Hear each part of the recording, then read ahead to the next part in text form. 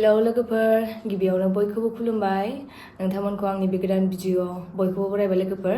ओमफ्राय लोगोफोर आं सिगाङाव जेरै बुंनानै दोनखादोंमोन 30K जानायनि Q&A भिडिअखौ दिनै आं लाबोबाय आरोना ओमफ्राय आं एसे थाबैनो लाबोनो सानदोंमोन लोगोफोर खिन्थु आङो लोमजानानै दङमोन ओमफ्राय दिनैसो आं एसे मोजां मोनदों दा बेनि थाखायनो आङो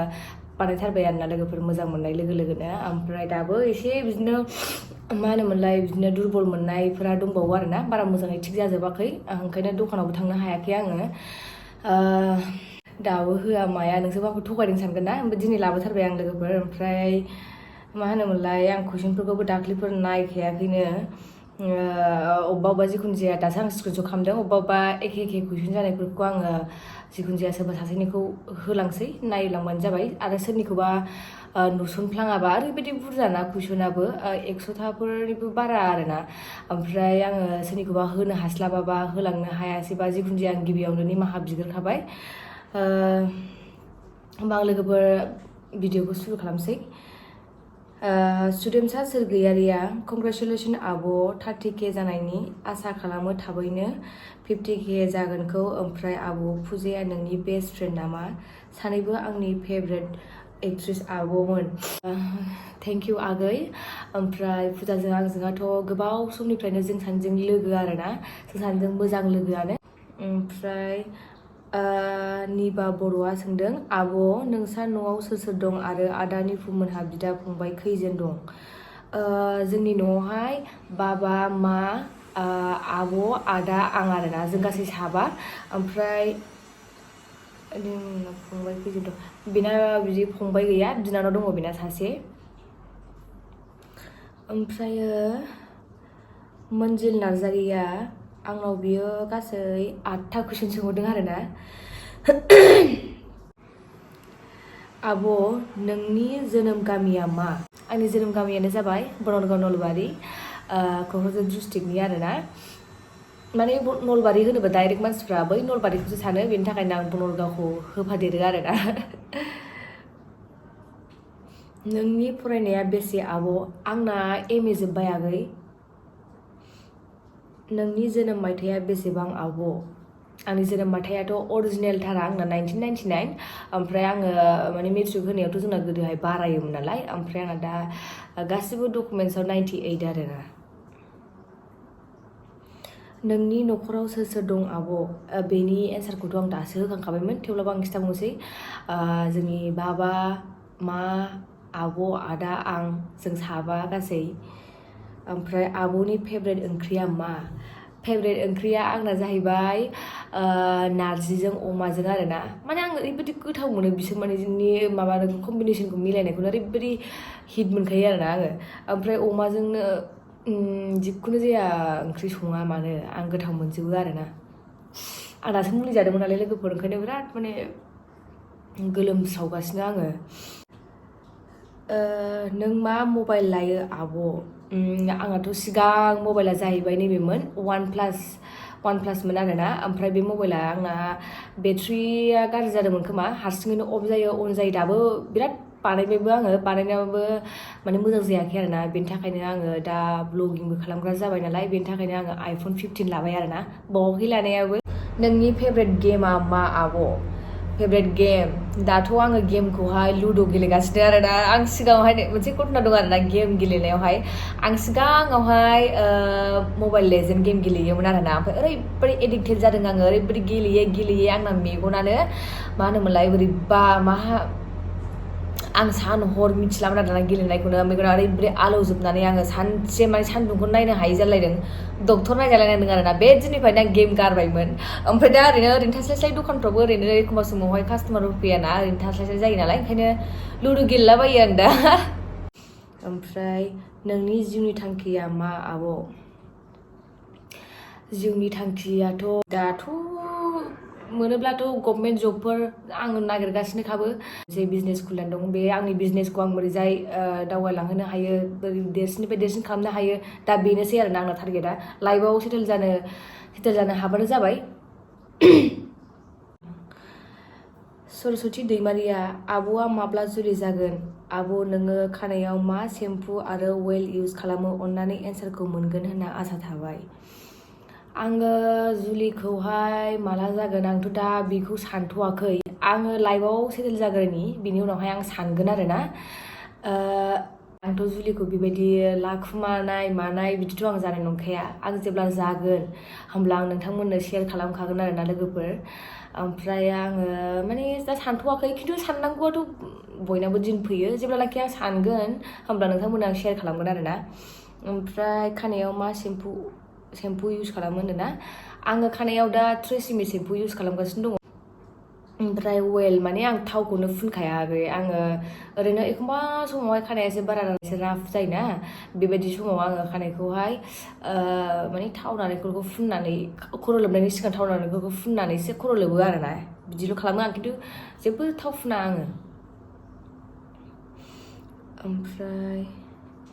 सोरांसा बसुमतारी बर'आव इंलिश बुंग्राया बेसेबां पारसेन्ट दं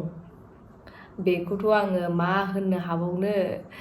दङ खोमा ओमफ्राय बेसेबां पारसेन्ट बेखौ आङो सानाखैना ओंखायनो आं बुंनो हानाय नंला आं माने बिदिखौ बारा नटिस खालामा आङो मृदुल बर'आ होनदों एज बेसेबां आब' नोंना आरो माला हाबा जागोन एजआ आंना दाख्लैसो बार्थडे जानानै थांखांबाय आं 25 इयार जाबाय आरोना एकदम सिलभार जुबलि जाबाय लोगोफोर हाबा जागोनखौथ' आं सानथ'खायाखै दा जेब्ला जागोन अब्ला आङो खिन्थागोन आरोना नों मोखाङाव स्प्रे सारनाया मा जिनिस दाख्लैनि मोनसे भिडिअआवहाय आङो सारदोंमोन ना बे स्प्रेया जाबाय राइस वाटार बियो जेबो माबा नङा बियो जास्ट मोखांखौहाय ग्ल' खालामनायनि थाखायसो आरोना आं ओमफ्राय संगिना बर'आ आब' नोंसा न'आव सोर दं प्लिज खोन्था आं बेनि एन्सारखौ होखांखाबाय आगै नोङो नायदोंबा नुखाबायबो जानो हागौ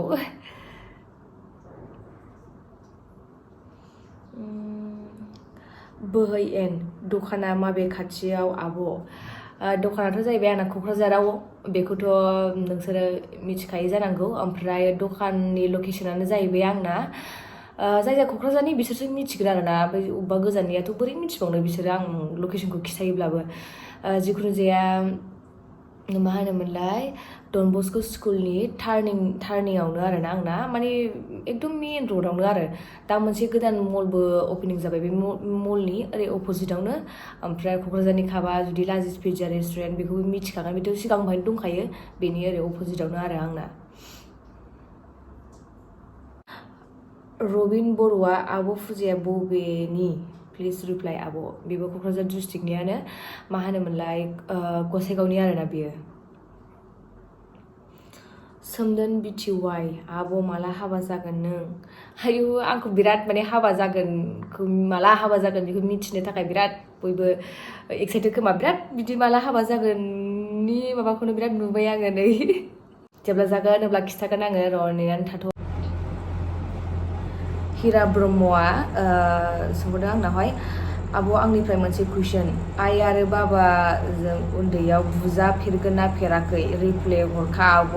नङाबा बुजाबाय होनना सानना लागोन आङो बिमाजों बुजाफेराखै खिन्थु आङो बाबाजों खेबसे बुजादों आरोना ओमफ्राय दिनैसिम बे खेबसेल' बुजादों बेनिफ्राय आं दिनैसिम माने बुजायाखैबो बिदिबा माने गोराबो रायजाफेरासै आरोना बिमाजोंथ' आं बुजाफेरखायाखै बुजानाया मालाबाबो बे रायोल' आरो रायनाया ओमफ्राय बाबाजोंबो आं खेबसेल' बुजादों गोसोआव थानो आन्था खेबसेल'खा आरोना लोगोफोर आं बाराद्राय दुस्थुद्रायबो नंखायामोन नालाय ओंखायनो जसना बसुमतारी आब' नों गांसे दख'नायाव बेसे प्रफिट मोनो मा होनोमोनलाय आङो बेखौ बोरै खिथानो हाबावनो आगै बाराद्राय प्रफिट थाया जिखुनु जाया आङो माने गावबागाव अन प्रडाक्टफोरबा एसे थायो आरोना ओमफ्राय दा जोंथ' मालायनिफ्राय लाबोनायसो जायोना बायस'नानै लाबोनायाव बारा थाया आरोना ओमफ्राय जयन्त मुसाहारिया नोंनि मामि पापाखौ देखाय सिस्टार प्लिज रिप्लाइ आंनि मामि बाबाखौ आं देखायखांखाबाय जोङो माने बाथौ खेराइ फेमिलि रिजर्टआवहाय थांदोंमोन ज'नो जों जाग्रा जाहैदोंमोन बेवहायनो दङ जोंनि मामि बाबाखौ देखायखादों आरोना आङो आरो बाबाखौथ' आङो अबेबा आंनि भिडिअफ्राव ससे देखायना बायनाय दंखायो आरोना नों आंनि भिडिअखौ नायोबा नुखागोनखा दैथुन बर'आ आंनावहाय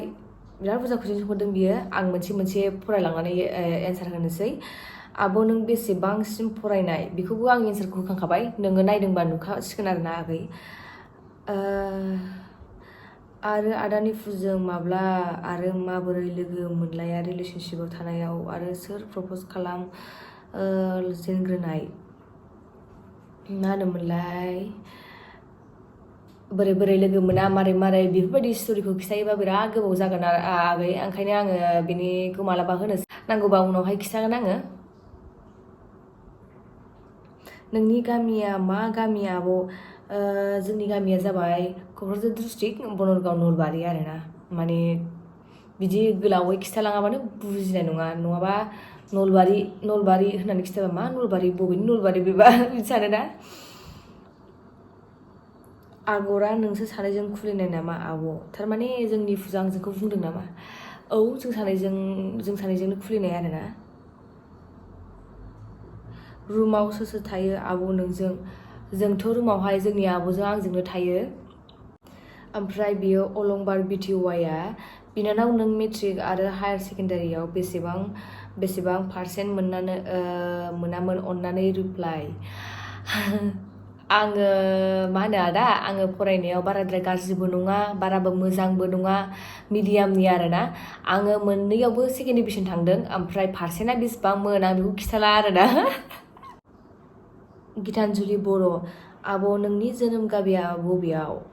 आरो न'खराव साबेसे नों मालानिफ्राय फिल्माव आगान होनाय प्लिज रिप्लाइ आब' सना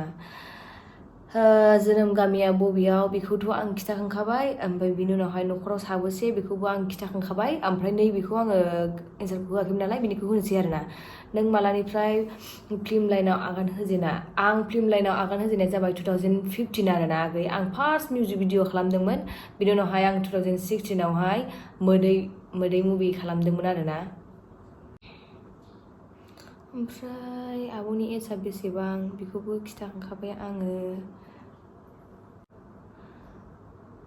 दाख' बाग्लारि आब' नोंनि बड' आरो बलिउडनि फेभरेट एक्टर एक्ट्रिसआ सोर प्लिज रिप्लाइ बर'निखौथ' आंनि थाखाय गासिबो एखेयानो समानानो बासिनो हाया लोगोफोर गासिबो मोजाङानो जोब एखे समान आरोना ओमफ्राय आङो बलिउडआवहाय श्रद्धा कापुरखौ आं मोजां मोनो एक्ट्रिसफोरनि मादावहाय मानो थाखाय आं बेखौ मोजां मोनो होननानै बुंबाय महरखौ लानानै बुङाखै आं महरावथ' बिसोरखौ बोरै बासिनो हानो गासिबो मालाय साइसजों सुन्दरि जों एक्टिंफोरखौ लानानै होनाखै आं लोगोफोर बेनि आं माखासे क्वालिटिखौसो मोजां मोनो बेयो आंनि फेभरेट होननानै बुङोब्ला बे मानसिया ओरैबायदि सिम्पोल माने बेखौथ' मिथिया बिसोर रियेल लाइफआव माबायदि खिन्थु जेखौ जोङो देखायो ससियेल मिडियायाव जेखौ जों नुदों आं बेखौसो माबादों आरोना अनेक माने माबाफ्राव भिडिअफ्राव नुबाय आरोना माखासेफोरखौथ' नुयो आं बिराद एटिटिउड आंथ' मालाबाबो बिदिखौ आं मालाबाबो मोजां मोना आरोना हाजारखि महरा सुन्दरियानो जा हाजारखि एक्टिं गोनाङानो जा मोसानो गोनाङानो जा बिदि एटिटिउड देखायनाय बा गावनि फेनफोरखौनो माने भेलु होयै बेबायदि मानसिफोरखौ आं बिराद माने मोजां मोनथारा आरोना ओंखायनो माखासेफोरखौ आं मोजां मोना बे खिन्थु श्रद्धा कापुरा माने गावनि फेनफोरखौ बेनो टाइम होयो मोजां रेसपेक्ट होयो माने सिम्पोल माने जेरै दं बिदिनो ओंखारला अट'फोरजोंबो थांनाय बानाय नुयो आङो मोजां रायज्लायजोबो बयजोंबो माने बिराद मोजाङै रायलायनाय बिदि नुयो आं बेखौहाय ओंखायनो बे आंनि थाखाय फेभरेट आरोना एक्टरफोरा खिन्थु आङो माबानिखौसो मोजां मोनो साउथ इण्डियानि एक्टरफोरखौसो मोजां मोनो आङो ओंखायनो नोंसोर बेनिखौ सोङासै नालाय ओंखायनो खिथाथ'ला आं लोगोफोर बेखौनो सोंखादोंमोन नै JBBआबो आब'नि फेभरेट बलिउड एक्टर एन्ड एक्ट्रिसफोर ओमफ्राय सामेलि बसुमतारिया आब' फुजाया फिल्मनि अनगा मा खालामो आब' अननानै खोन्था बिदिथ' दा आङो जेबो खालामनाय नुथ'वाखै बेखौ बिदि फिल्मबो खालामखाबाय बियो ओरैबायदि मिउजिक भिडिअ ओरैबायदि मानिबा फट'शुट माबा माबि बिदियावनो बेस्थ'थ' आरोना बियो MB अफिसियेल आब'आ दख'ना सुयोना शीट हैबा हो आब' अननानै खोन्था हरगोन होननानै आसा थाबाय दख'ना शीटनिथ' जों अनेक सुयो आरोना ओमफ्राय बे शीटखौहाय सोरबा शीटजों सुनाय दख'नाखौ सोरबा फसायनानै लाङो जोंथ' बेखौ भारानि थाखायसो बानायो ओमफ्राय सोरबा फसायनानै लांथायो आरोना ओमफ्राय बिदि रावबो बिदि शीट होफैयाखै आरोना बिदि सुनानै हर बिदि होननानै माने डिजाइनसो हरो रिंसार लाहारिया सोंदों बेबो आंनावहाय गासै मोनब्रै कुइसन सोंदों बियो फार्स्टआवनो आब'नि जोनोम जायगाया बहा बेनि कुइसनखौथ' आं सिगाङावनो होखांखाबाय आगै जिखुनु जाया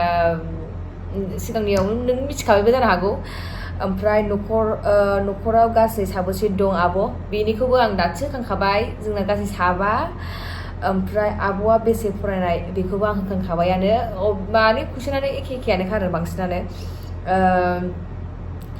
आब'नि फार्स्ट फिल्मा मामोन आरो बिदि लाइनाव ओंखारनो थाखाय न'खरनिफ्राय माबायदि सापर्ट मोनदों आब'आ आसा थाबाय गासै सोंनायनि फिननायखौ मोनगोन होननानै बे कुइसना जाहैबाय बिराद मोजां मोनदों आरो आं बे कुइसनखौ सोंनायनि थाखाय मा होनोमोनलाय आंनि फार्स्ट फिल्मा जाबाय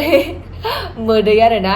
बे कमेडि मुभिमोन बियो 2016 आवनो जादोंमोन बियो मुभिया बे समाव जेबो एक्सपिरियेन्स गैया माने बिदि मा होनोमोनलाय जेबो एक्सपिरियेन्सबो गैफेरा गोदान मानसि लोगो मोननाय दा नायफिनबा गावखौनो गाव लाजिलायो आरोना बै समावनो मोजाङै सोलोंनानै खालामनाय मोनब्ला बिदि सानलायलायो आरोना खिन्थु मोजांमोन आरो इन्ट्रेस्टमोन बेफोरबो मेम'रि थाबाय जिखुनु जाया जेबो न'निफ्राय बिदि बादा होनायथ' गैखाया बादा होबोफेराखैबो आरोना जेनेबा दासिमबो बिदि जेबो होनखाया आरो जोंना न'खरनिया मालाबाबो बिदि अबजेक्सन होआ आरोना माने आं सिगां समनिफ्रायनो एसे माने बिदि मोसानाय सिगाङाव उन्दैनिफ्रायनो क्लास 3 निफ्रायनो आङो बिराद मोसाबोदों आरोना ओमफ्राय आरो स्कुल समावबो आङो माने स्कुलनिफ्राय लाङोना बैनि स्कुलजों माने कम्पिटिसन बिदियावबो आं बिराद माने पार्टिसिपेट खालामनायाव देरहायोमोन आरो बबेबा गामिनिफ्रायबो मोसानाय प्रग्राम माबा बिदियाव आं देरहाबोयोमोन आरो आं बुंखायोमोनबो आरोना आं एक्ट्रेस जानो गोसो जायो होननानै त्रिथिराज दैमारिया सोंदों बेयो आंनावहाय मोननै कुइसन खालामदों आरोना बर'नि फेभरेट सिंगार लेजेन्ड आरो निउ मोननि जेनेरेसननि फेभरेट सिंगार सोंदों आरोना फेभरेट सिंगारखौथ' लेजेन्डफोरनिखौथ' आं बोरै बासिनो हानो लेजेन्डफोरा माने मा होनोमोनलाय लेजेन्डफोराथ' लेजेन्डफोर बिसोरनि गानखौनो जों खोनासंनानै मोसाबोनाय बिसोरनि गानफोरखौनो जों खोनासंनानै देरबोनाय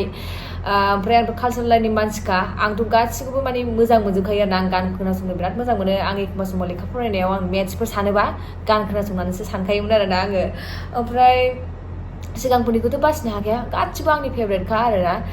ओमफ्राय दानि जेनेरेसनावबो मालायनो बिराद मोजां सिंगारफोर ओंखारबाय बिसोरबो माने गावबागाव मोजां आरोना गावबागाव वेयाव मालाय मोजाङै मोजां खननो हाखायो दानाथ' गासिबो मिथिजोबखाबायबो इमप्रुभबो जालांजोबखाबाय माने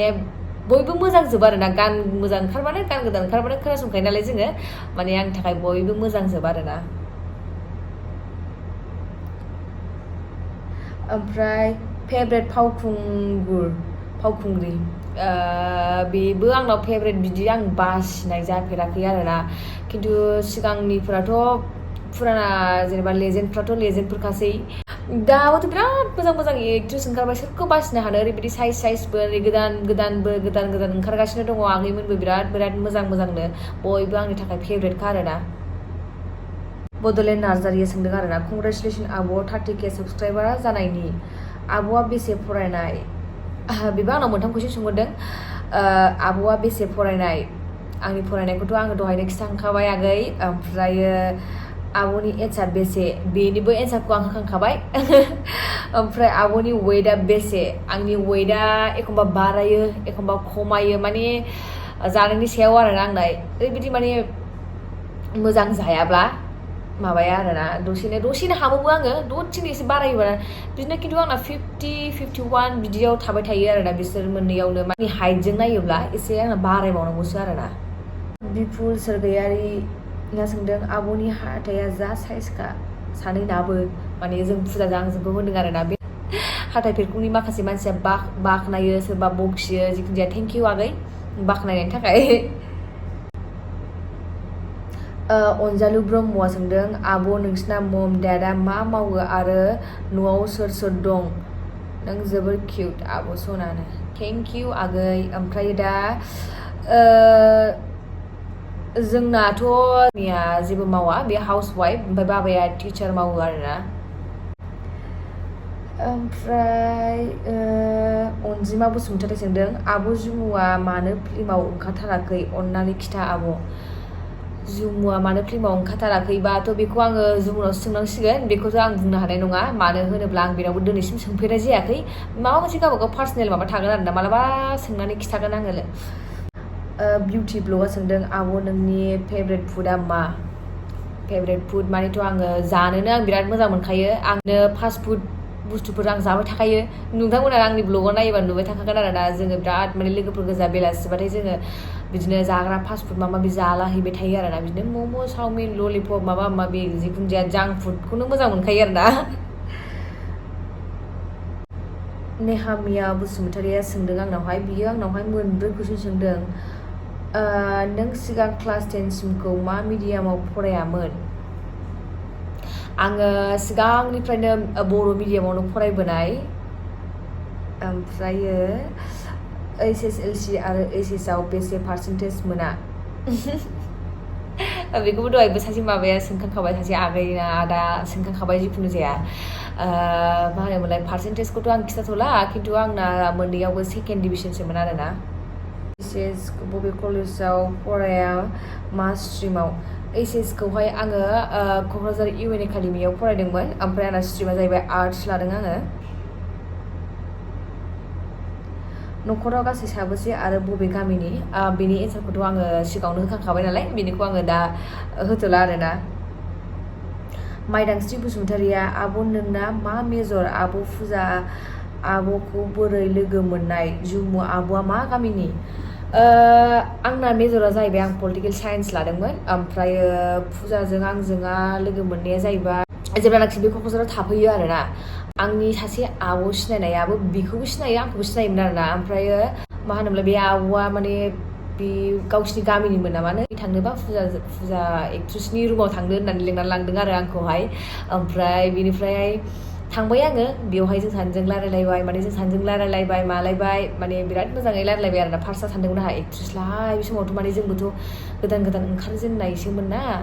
ओमफ्राय माबायदि जागोन बिबा सानबाय थांनानै रायलायबाय बिराद मोजां रायलायबाय आरोना जोंहा सानैजों लोगो जालायलायबाय नाम्बारफोर लालायलायबाय मालाबा आंनि रुमाव फै बिदि जालायलायबाय आरोना बिदिनो जों सानैजों लोगो जालांबाय दासिम जों सानैजों लोगो आरोना ओमफ्राय जुमु आब'आ मा गामिनि जुमुआ माबा चिरां डिस्ट्रिक्टनि बेना बिजनि फानबारि आरोना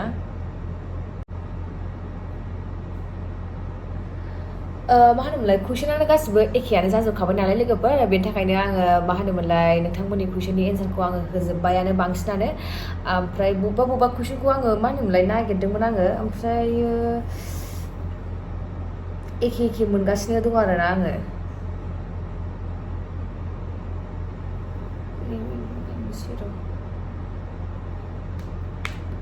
सोरबाफोर होआ सोरनिबा कुइसननि एन्सारखौ होआखैब्ला गाज्रि मोननाङा आङो माने दाख्लैबो नायनाय जाखायाखैमोन आङो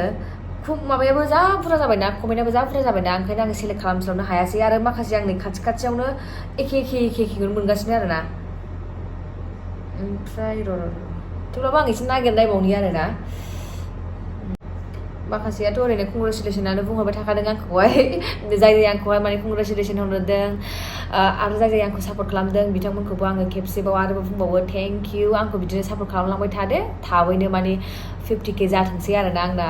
ओमफ्राय आङो 50K जायोब्ला माने आङो ना मालाबाबो फेसबुक होन इन्सटाग्राम होन आं मालाबाबो लाइभ फैफेराखै आरोना आंनाव माने बिदि माबा गैफेरा आरोना आङो लाइभ फैनानै बिदि रायलायफेराखै मालाबाबो खिन्थु आङो मालाबा ट्राइ खालामनायगोन आरोना आं लाइभ फैनो नोंथांमोना मा सानो आं लाइभ फैनांगौ ना फैनाङा मालाबा बा 50K जायोब्लाबो फैनो हागौ आङो उनावहाय